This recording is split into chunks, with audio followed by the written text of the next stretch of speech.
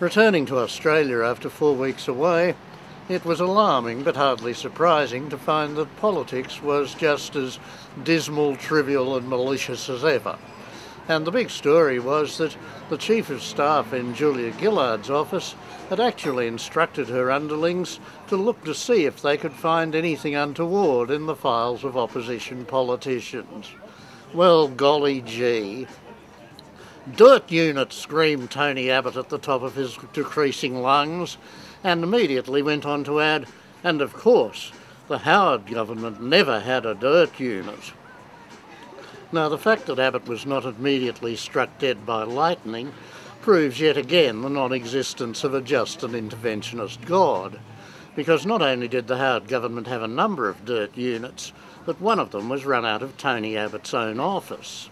It was Abbott and his staff who spent much of their time peddling round the gallery dirt about Cheryl Curnow and her love life, dirt which, fortunately, the press, having a finer sense of ethics than Abbott himself, failed to publish.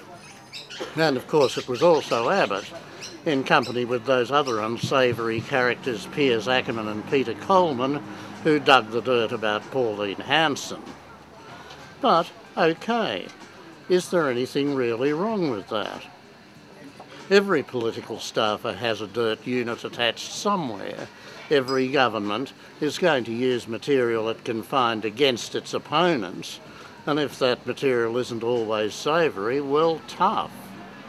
In the early days of Mark Latham's leadership of the Labor Party, there was a whole dedicated group of Howard staffers churning through his past, his childhood, his love life, his past political career, anything that might work out something they could use against him. And exactly the same thing happened 3 years later when Kevin Rudd became leader of the Labor Party. It's just part of politics, whether you like it or not. In the early days, and indeed the middle days of the Howard government, the chief dirt digger was a man called Ian Hankey, who worked out of the office of Peter Reith. And Peter Reith, rather more honest than many of his colleagues, admitted once, "There's nothing wrong with a good dirt file." And indeed, Peter should know there were a few against him too. But let's face it, that is politics in Australia, and it's nice to hear people prepared to admit it. After all, politics may be war without blood. It doesn't mean it's war without dirt and muck and malice. And I'm back in Australia, Mungo MacCallum. That was lovely,